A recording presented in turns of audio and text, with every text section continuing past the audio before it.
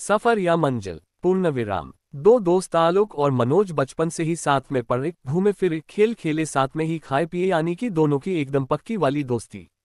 इतनी पक्की दोस्ती होते हुए भी दोनों के स्वभाव एकदम अलग।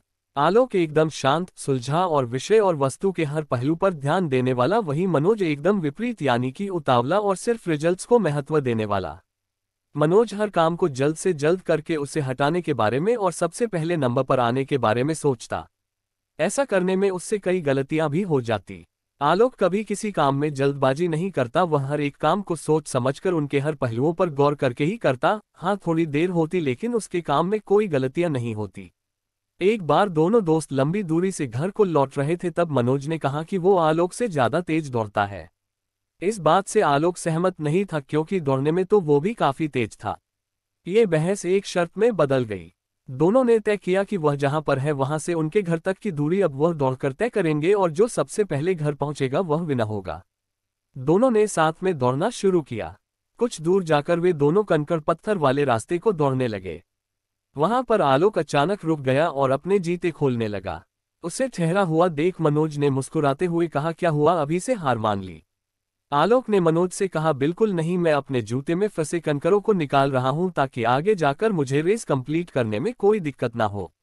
वो बोला, मुझे छोटे मोटे कंकरों की परवाह नहीं है, मैं किसी भी हालत में तुमसे पहले ये रेस कंप्लीट कर लूंगा। इतना कहकर मनोज आगे बढ़ गया। आलोक ने अपने जूतों से कंकर निकाले और अपनी रेस फिर से शुरू की। अभी आधा ही रास्ता तय हुआ था। आलोक दौड़ते दौड़ते सौंग तक पहुंच गया। उसने देखा कि मनोज की रफ्तार धीमी हो चुकी है। उसे यह समझते देर न लगी कि मनोज के जूतों में फंसे कंकरों की वजह से उसे दौड़ने में तकलीफ हो रही है।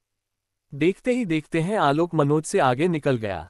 लेकिन तभी आलोक को पीछे से मनोज की आवाज सुनाई दी, जो उसे मदद के लिए बुला रहा था। आलोक तुरंत पीछे मुड़ा और अपने दोस्त की मदद करने के लिए उसके पास पहुंच गया।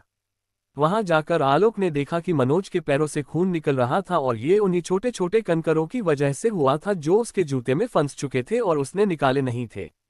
आलोक ने अपने दोस्त के पैरों से वह कंकर निकाले और उसको सहारा देकर घर ले गया और उसे दवाई लगाई। सुनकर काफी ज्यादा घायल हो गया था, इसलिए उसे ठीक होने में काफी लंबा समय लगा।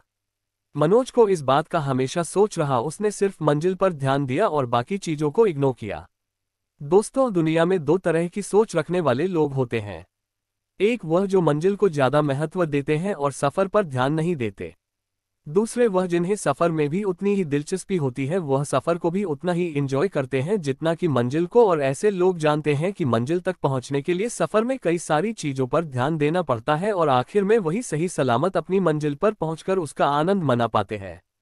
दोस्तों, एक कहानी हमें बहुत ही महत्वपूर्ण बात सिखाती है। हमें अपनी मंजिल पर जरूर फोकस करना चाहिए, लेकिन उस मंजिल तक पहुंचने के सफर को अगर हम सोच समझकर तय करें, उसका आनंद लेते हुए तय करें, तो मंजिल पर पहुंचकर हमें ज्यादा खुशी होगी। जो दोनों दोस्तों में आलोक ने सोच समझकर कदम उठाया, छोटी वाइस को सपोर्ट करे।